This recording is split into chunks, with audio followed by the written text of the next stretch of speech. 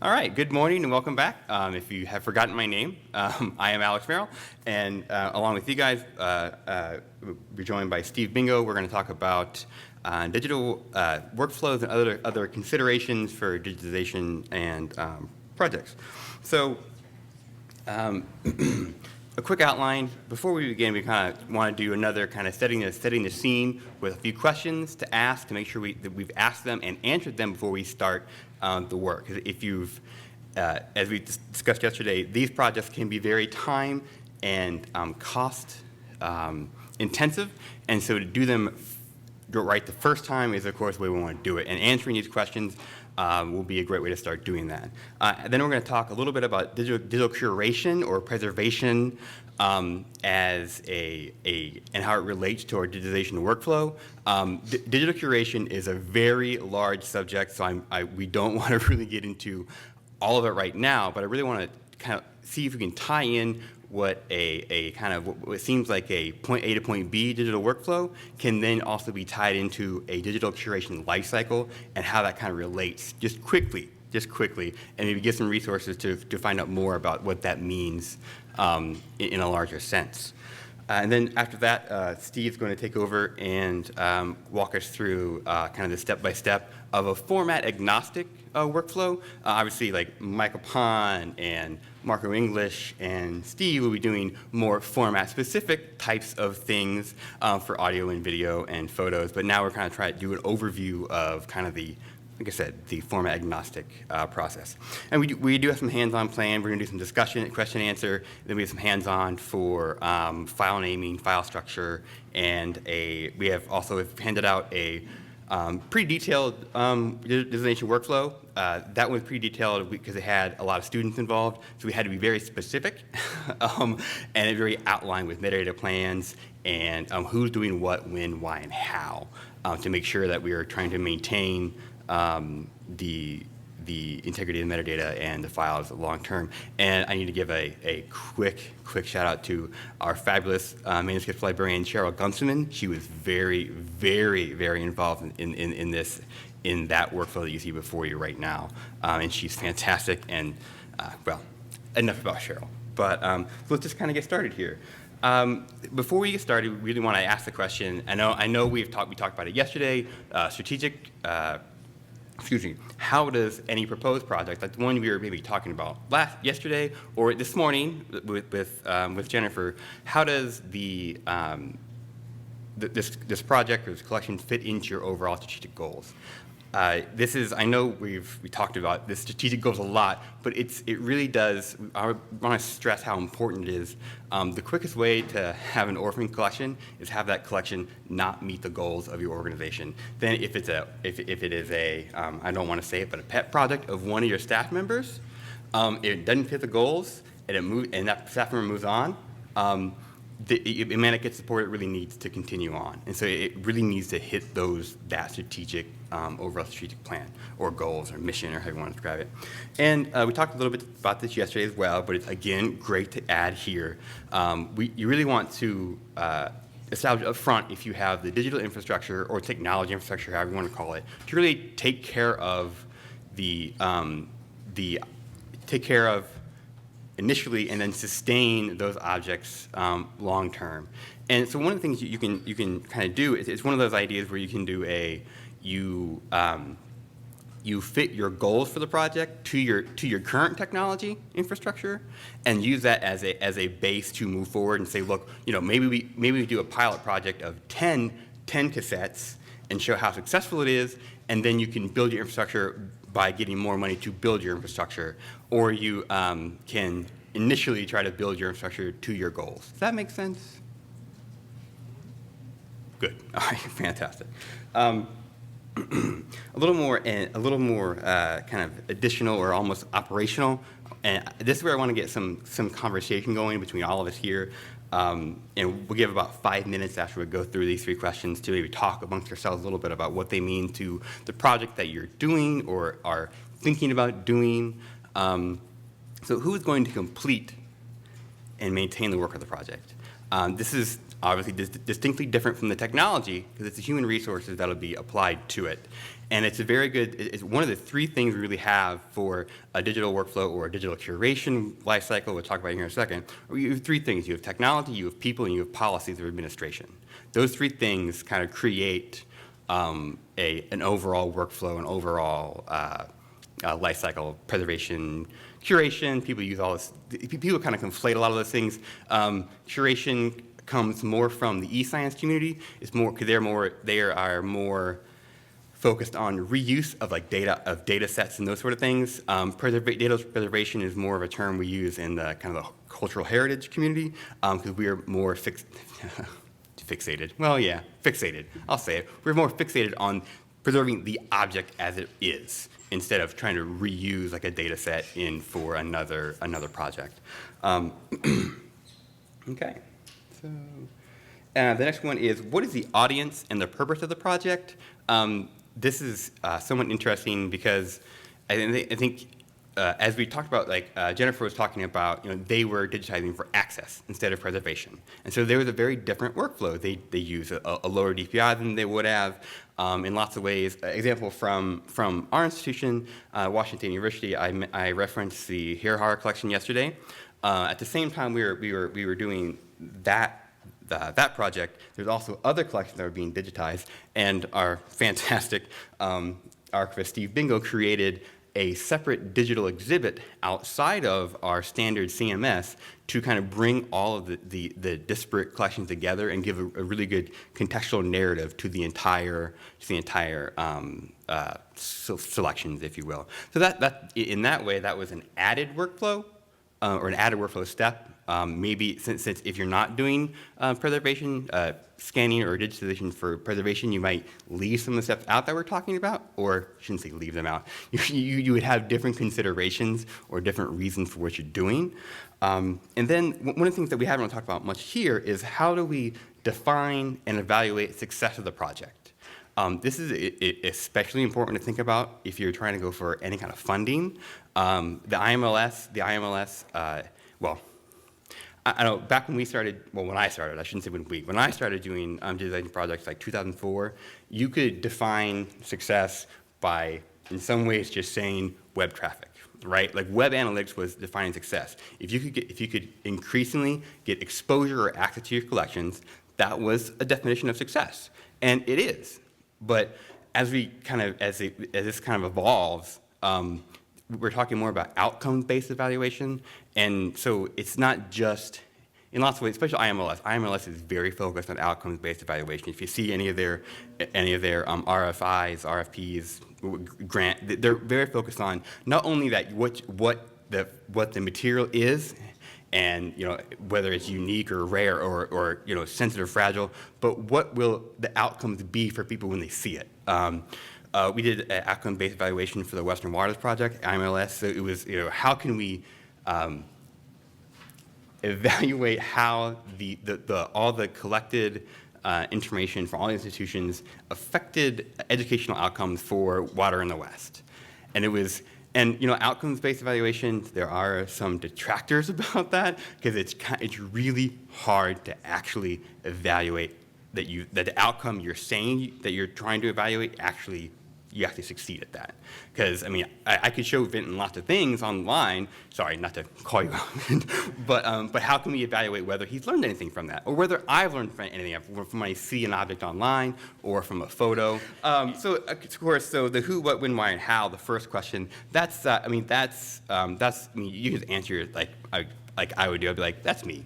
I'm going to do that. So that may not be the best thing to really conversate about, but if you want to take about 5 minutes, and I'll time you, I'll be a taskmaster this morning and talk about what maybe, especially if you're talking about number 2 with either self-reflection or talking to a partner about how a different audience or different purpose might change what you do with the collection. How we're talking about the difference between access and preservation, or if we're doing it to revitalize a language. These sorts of things. And also, if you have any ways you think you can define success for your project that you're thinking about or wanting to embark on, that sort of thing.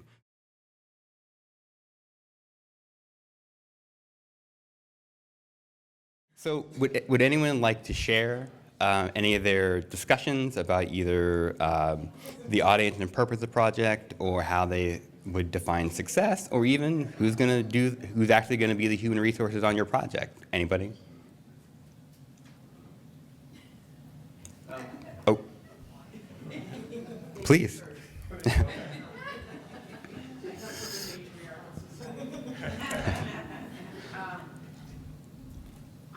I have the idea that I'm going to donate my collection to San Francisco State University. Right. Because the radio program station that I worked through was a product of San Francisco State student strike. Some of the organizers of the media committee of San Francisco State student strike took over KPOO in 1972. So it seems appropriate that San Francisco State might be interested in the collection. And the Ethnic Studies College, which is historically one of the first ethnic studies colleges in the country, can have classes on archiving cultural materials. And so it seems like a win-win situation. Okay. And so how might the audience of that define any kind of difference, goals, or are you doing for preservation, access? I think it's more for access. Okay. So that students can learn from the history of that era. So it's like you could develop several classes around the materials. Yeah, I mean, and that could be also success in that. A way to evaluate success could be that there is curriculum based on that you use in classes at SFSU, and that's fantastic. Yeah, exactly. Sorry, not to put words in your mouth, but but yeah, That's it. yeah, right. It's right. Did you want to?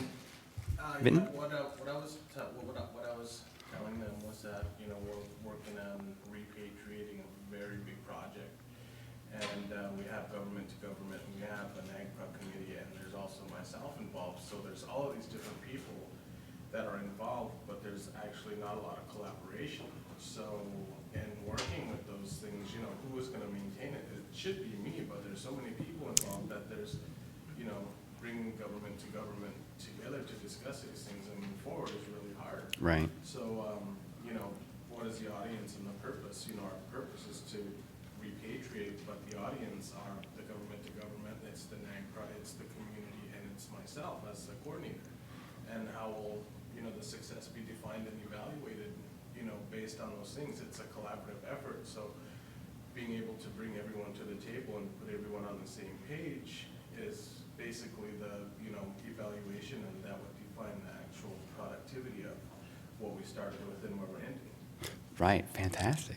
Yeah, sounds like a big job too. Definitely. Yeah, for sure.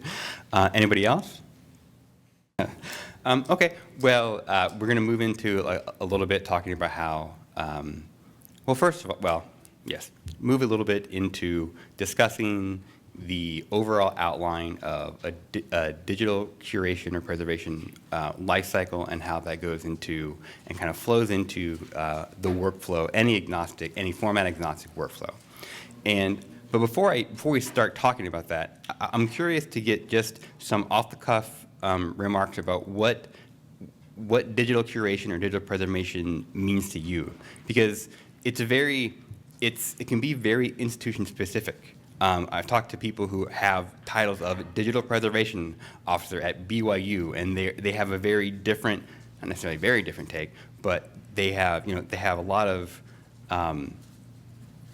technology and people around it, but they don't save everything. They have a very defined selection criteria that goes into the digital preservation or digital curation workflow that is completely divorced from the not completely divorced, is a parallel process to the workflow. And so does anyone want to just throw out maybe one thing that comes to mind when you say digital preservation, or two things?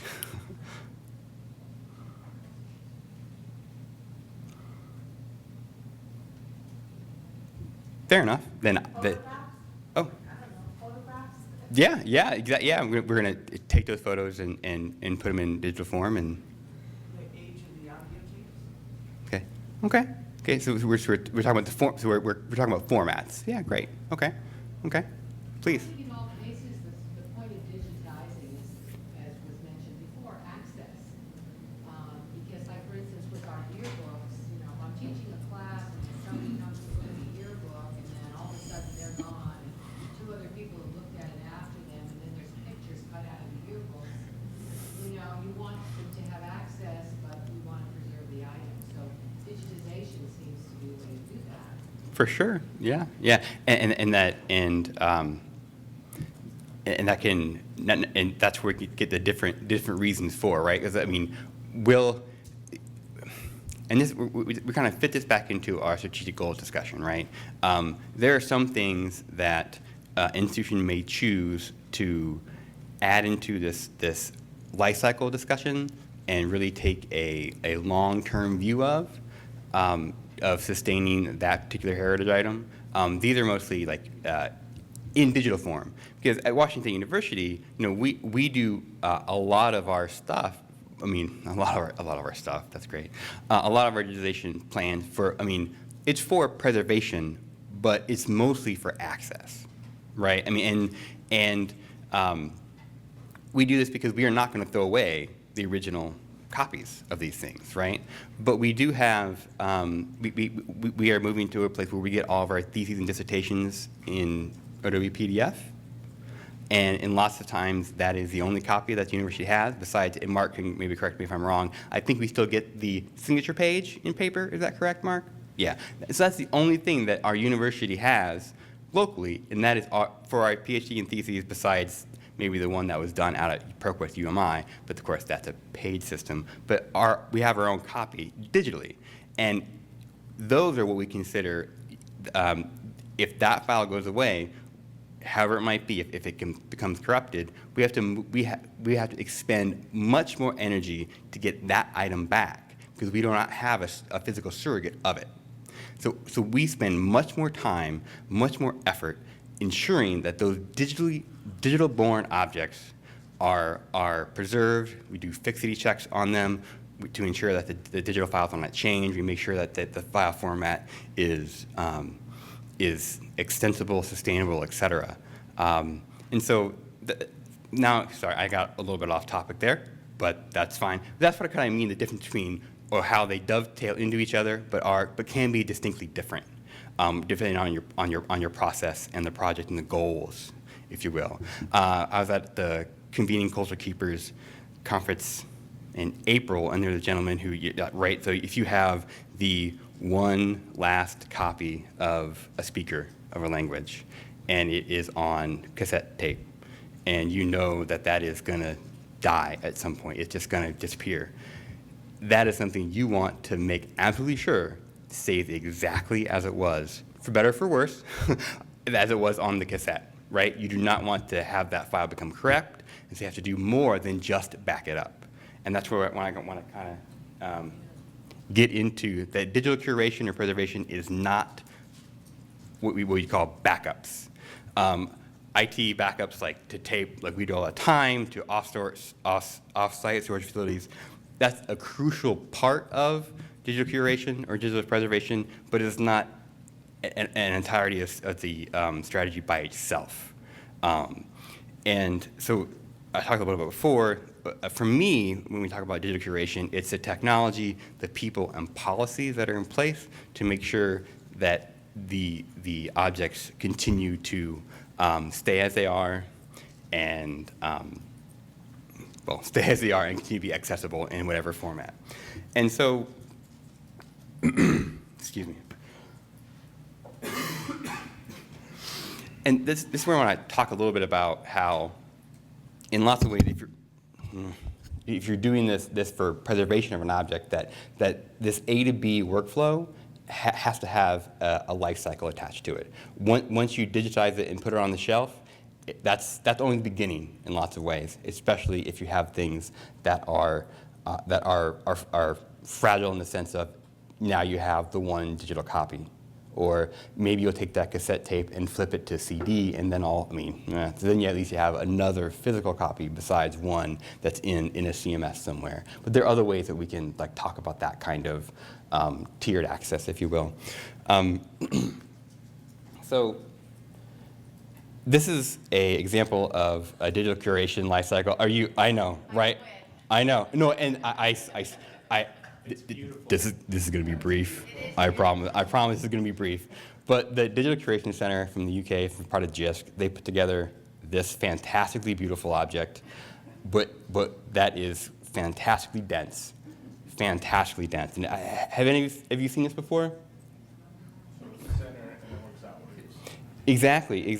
So I'm just going to go over this a little bit, and then hopefully we can see how it ties what we're doing. I'm going to unpack it a little bit, so we're using real like English instead of the terms that are here. And then as we go through, you'll see that some of our terms are attached to part of the workflow, so you can see how it all flows back into this idea of curation. So here in the middle, you see the little orange in the middle. Sorry, I apologize. I'll keep right here. I'm not going to wander. It's the data, the digital objects, right? Whatever it is, whether it's a file, a data set, a database of structured records, whatever it is, that's obviously the core of what you're trying to do. And the other elements here that are represented in the the middle rings, the middle earth of this life cycle, if you will. You have the description and representation information. The description is obviously, well, that's our standard technical preservation and descriptive metadata that we attach to everything in CMSs, whatever it might be. Representation information is a little bit more abstract, so I'm going to slow down because it's hard for me to explain sometimes the same way again and again and again. So by representation information, I mean information that's attached to the object or software that's attached to the object that allows a user to actually interact with the object. Does that make sense? So to use an analog corollary or example, so if I had a U-matic tape, and there's data on that tape, the representation information in this context would be the player, right? Because that's what actually gets information usable to you. You can't read it on the tape or on the cassette. You have to have an intermediary to play it to you. And this is where the idea of, and so having the information of, for a digital object, especially if you're going into things like GIS records, things that are very tightly packed information. Mike will be talking about embedded metadata, and that's another thing where most of that stuff you can read, but sometimes you need like other software to read the embedded metadata, and to have that information with the object within the record, so you can know, okay, on this record, I need ArcView GIS 6.4 or above to read to actually get the information off of it. Does that make sense? And I mean, that's what I mean by representation information. Yes, no?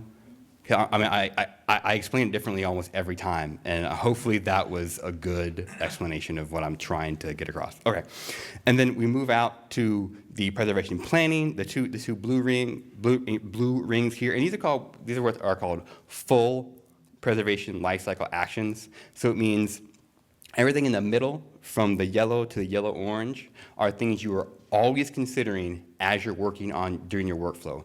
You're always considering what you're describing, what the object needs to have to be useful to a human being, and then we get to the planning of the preservation, and that means the policies that you're describing, that you are saying, yes, I am going to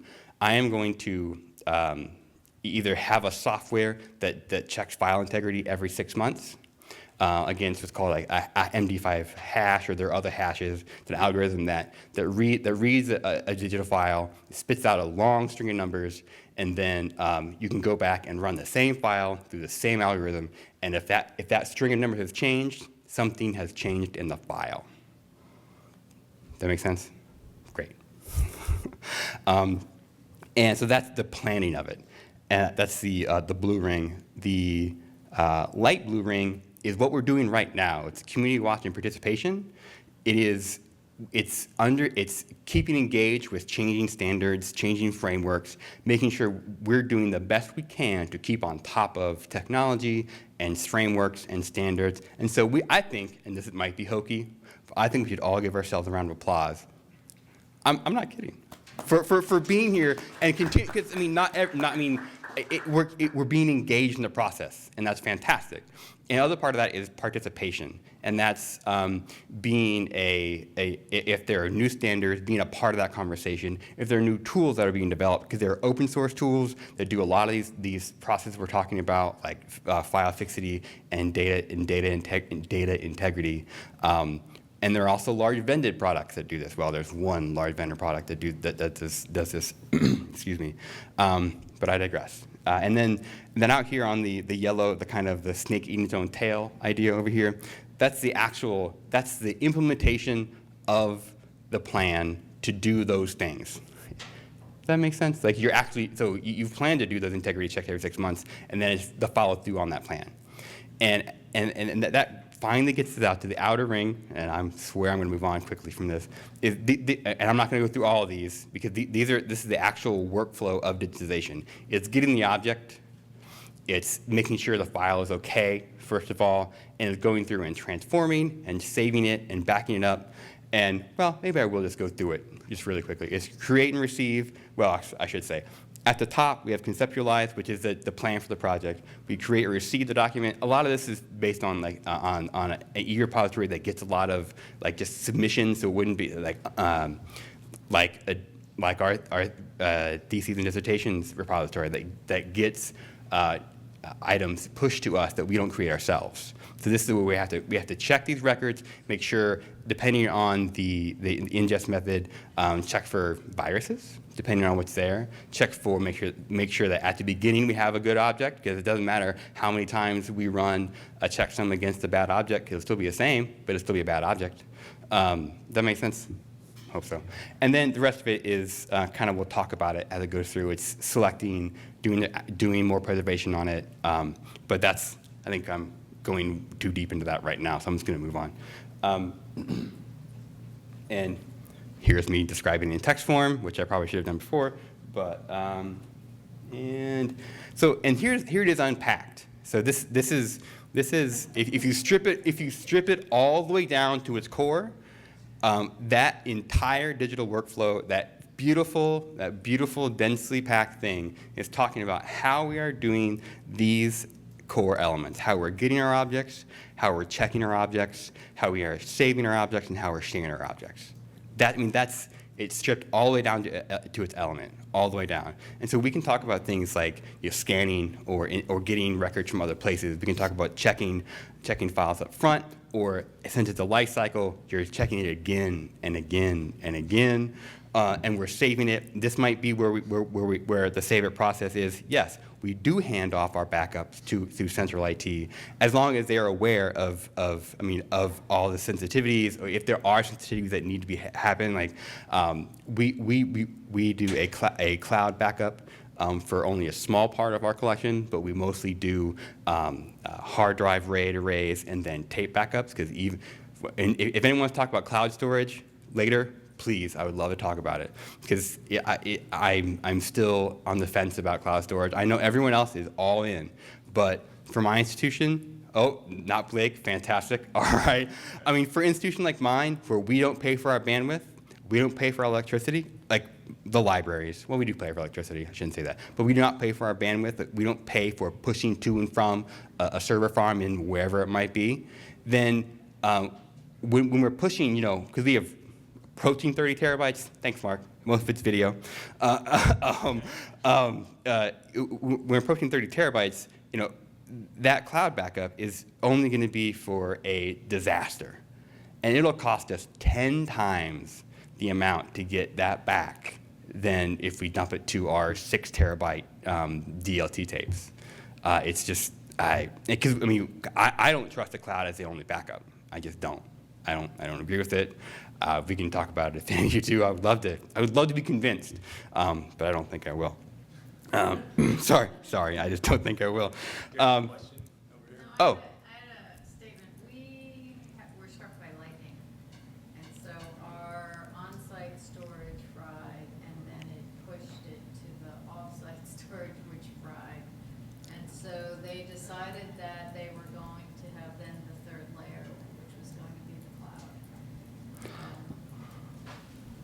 mean, the entire campus was down for 3 weeks. Oh, yikes. Yeah. Yikes. Nobody could do anything, which was kind of nice because everybody was talking to one another. Right. It was great. Right. Yeah, so, I don't know. I don't believe in it, but. Yeah, I mean that's why we take our tapes, remove them geographically. Exactly. That's our. I can't say canonical because I mean we have to refresh those tapes every so often to make sure we have the most up to date information. But yeah, that's interesting. That's Our archivist takes tapes home and, to other places. right. Yeah. Yeah. Exactly. We have well. Yeah, we have some interesting places. We have some of our tapes as well. Safes in the basement of the buildings, that sort of thing. Yeah, but thank you. Okay. Oh, sorry. And so you'll see these 4 statements: the get it, check it, save it, share it on subsequent slides, as Steve's talking about the those steps of the workflow process. And that's how we're trying to just kind of show you that if you are wanting to engage in this overall, if the goal of your project is to do this sort of preservation on your items, that it's not that scary as that big old chart would lead you to believe, because you're already doing a lot of it. And that's what we're trying to describe it where it is in the process. So hopefully that's useful. We thought it might be useful, so if it's not useful, please tell us, having those on the slides. And so now we're going to actually start on the workflow almost. Wow, okay, sorry, Steve. So the selection of materials, that's the first place it happens. And I'm going to, since we talked a lot about selection, I'm going to just kind of go over it and then let Steve take over. But this is the get it, right? We're going back again to the goals and audience of the project. And maybe you're going to do the entire collection, whatever that might be, or maybe you select things out for a pilot, or you're going to do the most at risk, the most fragile, and then, as you have time or money, go through that, whatever it might be. Does the material that you're actually considering for inclusion, does it have any intellectual property rights? We had a big collection of films that we were digitizing that were donated by a family, but they're RKO prints, and so there's a lot of talk between lawyers for a really long time to make sure that we could actually have these films, first of all, because they're coming from a TV station, and then how we could actually interact with them and how we could transform them if possible. And we ended up digitizing the entire collection, so well, not the entire, I should say, a portion of that collection. And they're on DVD now. Some of these collections are, we were looking at these like film noir collections, titles that we couldn't see anywhere else in digital form, or even cataloged anywhere. So it's kind of cool. And we're not really even the film archive, so that's kind of nice. But sorry, and there might be other potential access restrictions. We have a collection. It's a marketing collection for WSU. It's a WSU Photos Online. You have to be on campus to see it. You have to be within a WSU IP address or affiliated somehow, and that's kind of a low-hanging fruit. Access restrictions. There are much more robust and complex access restrictions that you all are dealing with, and so I'll just leave it at that. And I think we're all kind of set, Steve, if you want to take over. And sorry. So thanks. Don't apologize. That was great. Okay. Actually, that was one of the more lucid explanations of the DCC that I've ever heard. I mean, I was in this conference, and they were comparing that to another abstract idea, Australian idea called the records continuum, and someone came up with this crazy idea that maybe the records continuum consists of infinite cycles, and I don't know what that meant. But so, yes, that was awesome. Okay. So, actually going back just a little bit, just to kind of define what the get it, save it, or get it, check it, save it, share it means on a very kind of down-to-earth level. Just to give you to work with an example. So get it, we're actually getting the digital image onto a computer. Checking it is to making sure that what we see is a reasonable approximation of the physical original. And then at that point, we can save it to someplace where we decided is a good place to keep it. And then presumably what we're going to do then is share it in some way. Maybe we put it online for people to view. Maybe we don't have that ability, but we're still probably going to share it because one of the great things about digital files is that they're so versatile that we could use it for a number of purposes, whether we blow an image up poster size for an exhibition, or we incorporate a digital sound file into like a documentary film, something like that. So the idea of digitization almost always involves some sort of sharing. So this first slide of the get is going to seem painfully obvious, so that we actually need to retrieve the materials from the shelf to digitize it. But a few of the considerations to take is, is the item actually safe to scan? Is it in a condition where you can scan? For example, in one collection, I had this 3-foot panorama that was rolled up in a tight little scroll, kind of like, sometimes you see football coaches with a wad of paper rolled up in their hand. That's kind of what this was like. So then I had to make a decision. Do I have it planned in-house? Do I farm it out? Do I not deal with it at this point because we don't have the time or resources to deal with it and just not digitize it?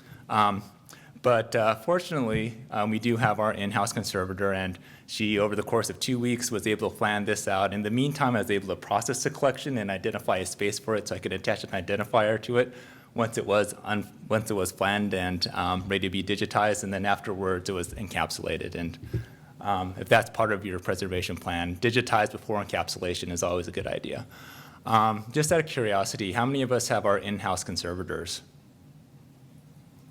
So a couple of us, not many. So you don't even have to consider that, which is, it's always a nice thing to have. But so just to talk a little bit about farming projects out, it can be an expensive process, as I'm sure most of you know. So it has to be. So you have to make the decision that that item is either crucial to the digitization project or just crucial on its own right, in some ways. And has anybody ever gone estimates and farmed out conservation work? Okay. Nobody? Okay. So one of the recommendations is that you find a conservator from what's called the American Institute of Conservation. Because they've been vetted and they are reputable dealers. And I haven't done this myself either, but from what I've read, most conservators will have a minimum. So, and I'm guessing that minimum would be eaten up pretty quickly depending upon the nature of your project. Time out, yes. Repeat that, American Institute of Conservators? Conservators. Thank you. Yeah, no problem. Is that also documents and artifacts, or is this all one group? Yeah, well, they do all kinds of things. They do artifacts, like 3D objects, as well as paper and photographs and things like that. Was there another hand there? Uh-huh. Yeah, maybe it's a silly question, but if I was looking for a conservator, would I look for that certification to make sure they were up? It's recommended. I'm sure there's conservators that don't belong to that group that are also reputable, but I won't vouch for that personally. But the general process, as I understand it, is that most will accept a photograph of your item that you need repaired. You send a description, and then they'll give you a ballpark estimate of how much it would cost to conserve it. And then if you want to pursue this further, then you would actually have to send in the actual item, and they can give you a more exact estimate. So at least you can get some sort of ballpark before you're actually putting any skin into the game. So just kind of to throw that out there. So in addition to thinking about is scanning feasible, and I guess the other thing is some items, some formats are difficult in terms of scanning. So for example, with glass negatives, we all have glass negatives, or a lot of us do. A format like that you have to be very careful with, because if you put that emulsion onto like glass, you could lose some of that emulsion that makes up the photograph. So, you have to take into consideration the format you're digitizing when you're developing a process for that. And that kind of gets into the second point of how items should be handled when you digitize. So it's questions like, can the item go directly on the glass? Do you need to wear gloves? If so, what kind of gloves? And you need to make sure to work out those details before you actually develop your workflow, because those are going to be crucial for your workflow, especially if you're going to have people who aren't yourself working on the project, and those things will need to be more explicit. And then this last one, the bigger the project is and the more people you have working on it, the more explicitly you'll need to define a a process for tracking where you are in the project, whether it's a spreadsheet with all the things that need to be digitized that you kind of, check off as you go down, or it's just simply putting flags in a box like I did there. But if it's just one person working on it, it's not as big of a deal. Okay, so these are just kind of some general considerations, and I'm going to go into these in a little bit more detail in the next slides.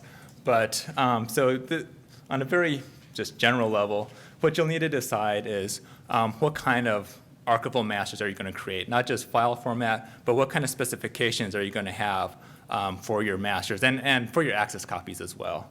And then the second is, well, how are you going to create that, those files? So that gets into very specific workflow considerations.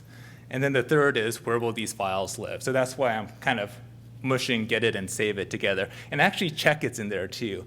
And that's the funny thing about this cycle is that these aren't discrete steps, they overlap. And hopefully you'll see this as we go through this. And checking happens throughout. Okay, so a part of deciding your file specification is understanding the measurements and standards related to your particular file type. So this by no means is a comprehensive list of standards and best practices, but just to give you an idea that each type of file has its particular specifications and best practices. And on the color handout that I handed out, there are some references to resources that list best practices for digitizing various formats. And generally for your archival masters, you'll want to save as an uncompressed format. And basically what compression is it's a technology where a program will fudge some aspects of a digital file in a way that's not very noticeable to most viewers in order to save on file space. And when we think about the general principle behind creating archival masters is you try to retain as much information from the original as possible. So when you compress a file, you lose information to save on file space. So that's uncompressed is the preference. And also you want to try to scan the file at a high quality. And one reason for that is that with the high quality and uncompressed format, or at least a high quality format, you're able to do a lot more with that one file. So you're not going to have to rescan it if you need a better file for a specific use, whether it's blowing a file up or for a large form, an oversized version of it, or you're really trying to get really granular detail on a particular, say, audio recording. So digitizing at a high level kind of prevents the need of having to digitize multiple times, which is not only time intensive, but it could also be damaging to the original. How are we doing? Okay. Okay, and again, this is kind of basic, but if you're going to set up a digitization workstation, these are kind of like the four main things you need to consider. So how are you going to get the digital file into, or get the physical into a digital format? What kind of input devices are you going to need? How are you going to process it? So that's where the software comes in. Where are you going to store it? And then how are all these pieces going to talk to each other? And at least for still images, a lot of the hardware and software is capable of working at best practices. So I mean, the selection of it is, for the most part, pretty easy, and you don't really have to worry too much about that. Other than that you actually check to make sure that these things can digitize up to your specifications. I have software highlighted because that's really going to make the biggest impact in terms of your workflow, in terms of streamlining your workflow and thinking about just kind of the nuts and bolts of it. So just out of curiosity, does anybody have a particular workflow where they need to use multiple pieces of software to take a physical original and to convert it into some sort of digital file that's ready to be saved? Yeah, Alyssa? Well, we use scanning software that's specific to whichever scanner we're using, but for OCRing it, we usually use the Abby Fine Reader for OCR. Okay, right, that's a classic one. If you need to do OCR, usually you need an add-on for that. So kind of a similar example for that is that, well, actually, to kind of give an example of a more streamlined process. So do any of us scan in Photoshop, still images or text? Yeah, okay. So that's nice because Photoshop will integrate really nicely with a lot of scanners. So I mean, technically you're using two different softwares, but you're working through the same interface, so you could streamline a lot of processes through that. Not to say nothing about the options for batch processing. But one workflow that we have that employs a number of different software is we're doing a project, or Mark's doing a project, he's doing a lot, to digitize our school newspapers. And the newspaper standard size, like 3 feet by 2.5 feet or whatever. So we need a really big scanner to capture the whole thing. So the format impacts our input device, which is that big kind of robotic-looking scanner on the left. And it's hard to see there, but it's about 8 or 9 feet tall. It's like Kareem Abdul-Jabbar turned into a scanner. It's cool. And so this scanner requires a specific, as Alyssa was talking about, a specific software to import the image. So that's what this OmniScan thing is there. So it goes into OmniScan, and that's great because it gives us a lot of the specifications we need. But the one thing for the purposes of this project is that it has an auto-naming programming, which is cool, but the protocols don't really match our needs. So once we digitize a whole bunch of pages, we run it through this renamer program, which is free or at least cheap and easy to use, to go through dozens of files to name it the way that we want it to be named. And then finally, we compile the TIFFs into a PDF through Adobe Acrobat and run the OCR so that the text is keyword searchable. So, I mean, you can see that, if possible, I mean, we would like one program to do this all, and if you can find that, embrace it. It's a gift. But you may, depending upon your resource limitations, because that probably would also be a fairly expensive program, I'm guessing, you may need to cobble together a software suite to accomplish what you need to accomplish to meet your specifications. Okay, save it. So this is what Jennifer was talking about. So I won't say too much about this, except to say that it's a good idea to set a file structure according to your physical collections. One, because you don't have to think about it. It's already there. You don't have to make up your own scheme. And the other, and this is kind of like the principle, is that the structure is scalable and can be applied consistently throughout your collection. And as long as you're just digitizing within your collection, using collection names, box numbers, and the item numbers within the folders is a great way to go. And I guess, does everybody know what I mean when I say scale? Go ahead. Oh, I just had a question about your file naming, collection. Yeah. Folder, whatever. Can you use is there a reason not to use a period, instead of having those words like period, so that you know that the fourth spot is the folder, or what I mean, automatically? If you need to use something to separate, use an underscore. The reason why you don't want to use a period, at least at this point, is that TIFFs, when they see the period, they cut off everything to the right of the period. So underscores, not periods. Just for that. Then you wouldn't have to use words, maybe, and you could just go quicker when you're, or does it matter? What do you mean, use words? Like underscore 0001 underscore 001 underscore, Oh, as opposed to that. The fourth spot is the folder, the third spot Yeah. is the folder. I mean, the nice thing about the letters is that it provides you a nice visual clue as to, this is where the box number is. Because if you have underscores, you might have to, is this the first underscore, the second underscore, so the letters help differentiate what the number refers to. That's what I would say. Okay. So COLL is collection? Yeah, in this case, I mean, it could be anything. So this is the thing about this, is that this particular, the nice thing about this is that it's designed to be such that, no matter how much we digitize, we're always going to have a number that'll make sense, within our schema. But yeah, COLL means collection. But the drawback is that it doesn't really tell you anything about the file itself. Like, if I look at that, I can't tell you whether, I'd be able to tell you whether it's an image or whatnot from the extension, but I can't tell you what it's a picture of, for example. But I could go to the original and then tell you, what that's a file of, or open it. But, and I'm probably going into too much detail. But to answer your question, yes, LL stands for collection. And you could use, you don't have to use that. You could use MSS or whatever your numbering system is at your particular institution. Okay, so this is the last slide before we go on to our exercise that we're going to work on before lunch. But so one of the things we have on the worksheet, and maybe Alex, would you mind passing that around?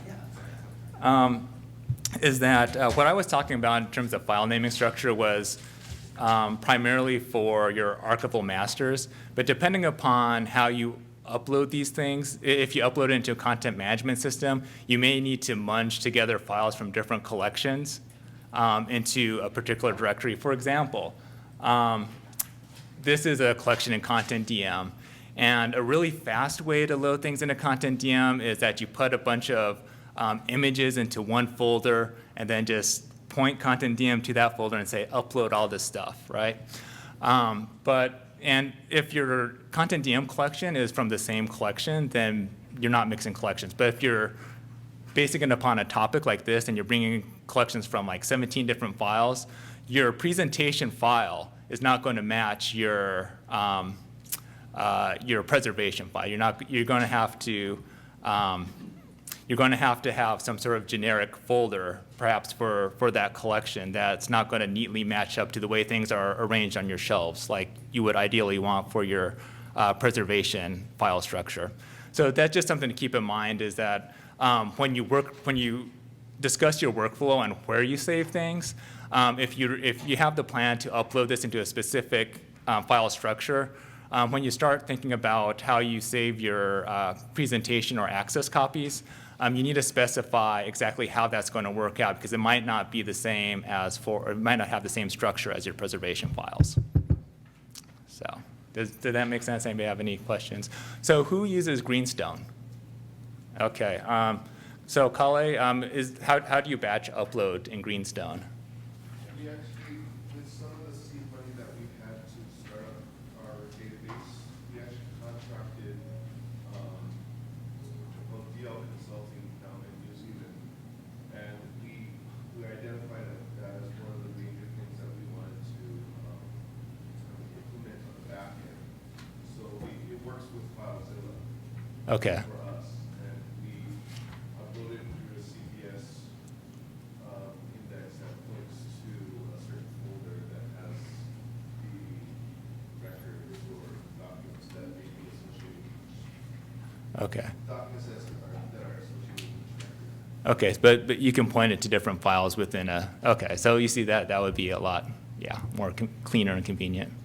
But anyways, not all CMSs are like that, so anyways, be warned. All right, so we've passed out a handout for an exercise, and at this point, I've talked about, I think the first page of that. So this is the kind of the planning portion of developing your workflow. So this is just give you an example of trying to apply what we've been talking about into an actual digitization plan, right?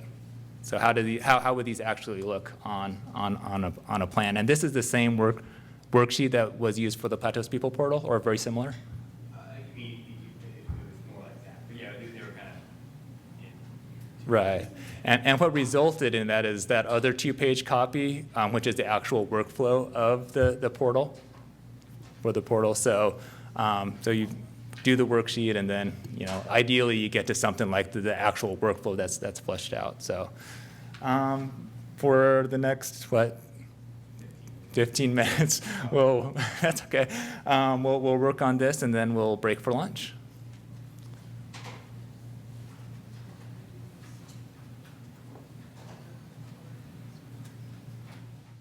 Okay, so basically, metadata serves a number of functions. This allows users to find and relate information. So that's, in other words, that the fancy terms are access and discovery. It helps with preservation, and that's more when we're talking about technical metadata. And it could also help relate items, or to help us figure out the relationship of items to each other, especially when we're thinking about compound objects like books. It'll help us order, what's the cover, what's page 1, 2, et cetera. Okay. So the first thing I'm going to talk about is technical metadata. So when you're creating technical metadata, you want to answer some really basic questions. And Alex alluded to this when he was talking about the DCC. You want to answer, what is being digitized, why was it digitized, who digitized it, when was it digitized, and when we're creating our digitization plans, one of the nice things is that we're creating this metadata as we're creating our digitization plans. So you can fit it into metadata schemas and try to standardize it, which would be great. But a really easy thing to do is to take your digitization plan and just kind of pull out those key pieces, save it as a text document, and associate it with the files that they refer to, right? And one of the things about especially technical metadata is you want this to last for a long time. You want it to be readable because this is the information that's going to tell people 100 years into the future, what kind of file formats are these? What do we need to read them? So, the idea of saving these as a text document kind of suits that purpose because you don't really need much in the way of specialized programs or proprietary formats to read a simple text document, unlike, say, a Word document or, a WordStar document. Get chills. Okay. So in terms of descriptive metadata, so descriptive metadata as opposed to technical metadata is the way I think is more what the users see and what the users use to try to figure out what the object that they're looking at and to locate and relate materials. So there's kind of 3 levels to that. One is there's the metadata schema, which tells you the type of information that you're going to describe.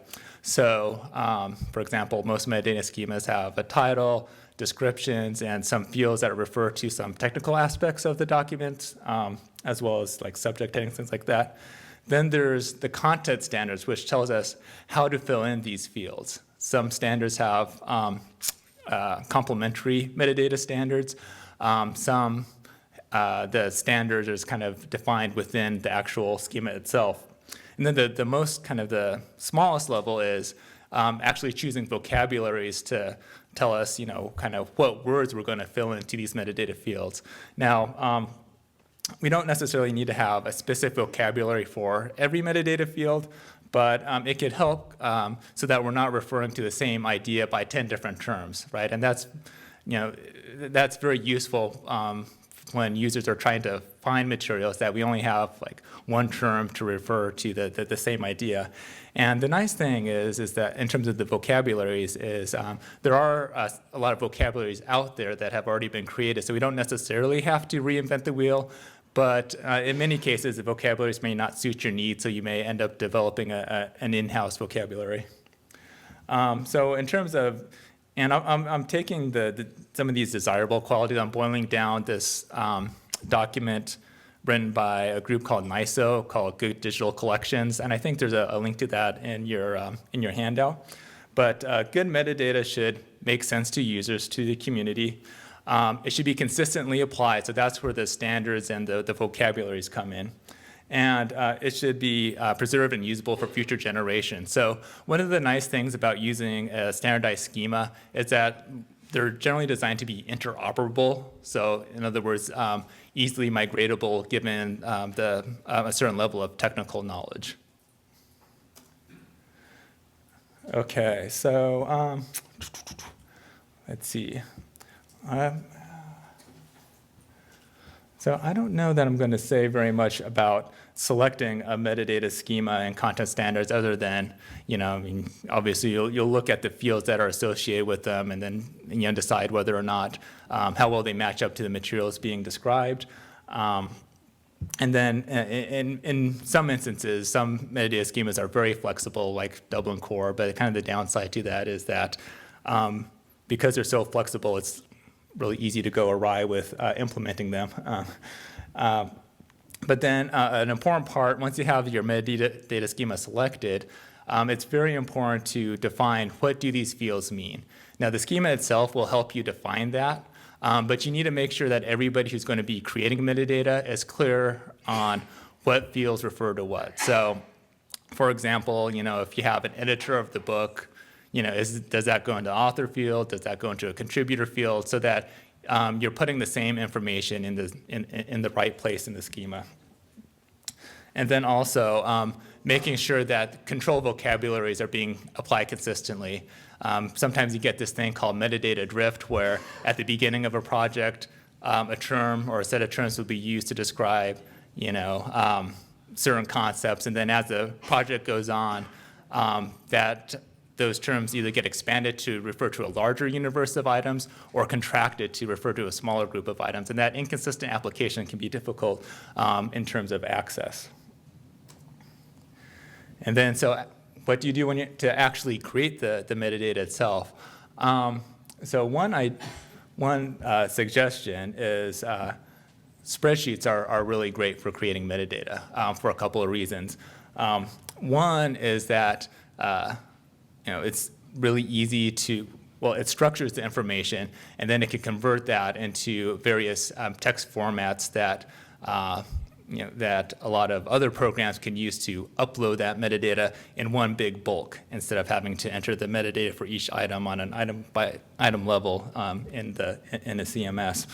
But aside from that, there are some metadata fields that you'll be able to fill in the same value for the whole for every item in the collection for a particular field. So there's tools like autofill that you could just if all the items are a text document and your type is text, you could just autofill text all the way down, and you don't have to worry about entering text 80 different times within the same collection. So there's an example of that in the handout, and I'm sure I have an example of that on my thumb drive. So if you want to see what one that looks like and fill a template in, I'd be happy to download that onto your computer. Okay, so talked about, so the last thing on here is just talking about how one might go about sharing materials. And I do have some information about content management systems, some articles about selecting content management systems, difference between different content management systems. But I guess I suppose the main factors is when you're looking at the functionalities is try to think about, what do you want to do with your collections? And then what kinds of activities does the CMS support? So for example, if you want to have a narrative flow to a lot of your collections, then something like Omeka, which allows you to create these exhibits, would be a pretty good use for that. If you're just posting materials for people to find and look at on an individual basis, Content DM, is probably more suited for that. If you need to have different levels of access controls for viewing and different protocols, Mukadu is that's what it's designed for. Just as an example of different ways you would differentiate content management systems and selecting them. Okay, so here's creating the metadata plan, which we're going to skip so we can get to the awesome audio session, and then this is just a reiteration of the basic steps for the digital workflow, which is get the original into a digital format, check it to make sure that digital copy is a reasonable facsimile of the physical original, save it to a secure location, and then eventually going to share it. Yes. Do you have a handout or something that describes the different platforms? There were three documents that went around. I wonder if one of them may have gotten hung up. I don't have one that describes the different platforms, but I do have one with some information about, how do you kind of analyze different content management systems, and kind of like gives you a method for thinking about how to select one from another. Because I think that's more useful, because you never know, what's going to come and what's going to go. And there are some good comparisons online. I forget, they're all escaping my brain right now, but we can definitely package that up on the Sale Heritage Network with the materials as an option. Yes, please Right, do. and just to give you an example, I mean, there is an article which kind of set up 5 different categories upon which content management systems were evaluated, and then you could use those, you know, the idea is that you could look at any content management systems in terms of these 5 different qualities, and then rate them, and then based upon those ratings, select which one best suits your needs, sort of thing. Yes? A question about the connection between check it and save it.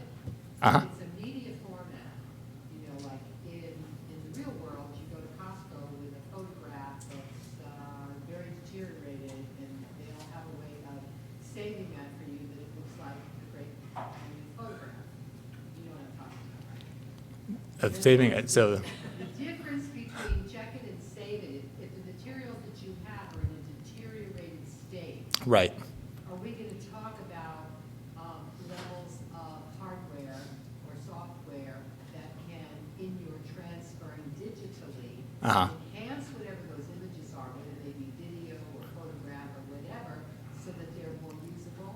You know, I'm not sure if Michael's going to talk about audio cleanup. I mean, I wasn't planning to go into too much depth in terms of, you know, how to use Photoshop to touch up your photos. But is that done in archive, I mean, do archives? Well, okay, so this is what tends to happen is that you scan the original and then you save it as is, but you may touch up an access copy, for example, to present it so that it's more legible to, you know, users. So yeah, your preservation copy, generally you try to keep it, like I said, you try to make a good representation of the physical original. And if that physical original happens to be faded, it's faded, you know. But then you can go, yeah, then you can go on and touch it up for a separate copy that you're going to present to the public.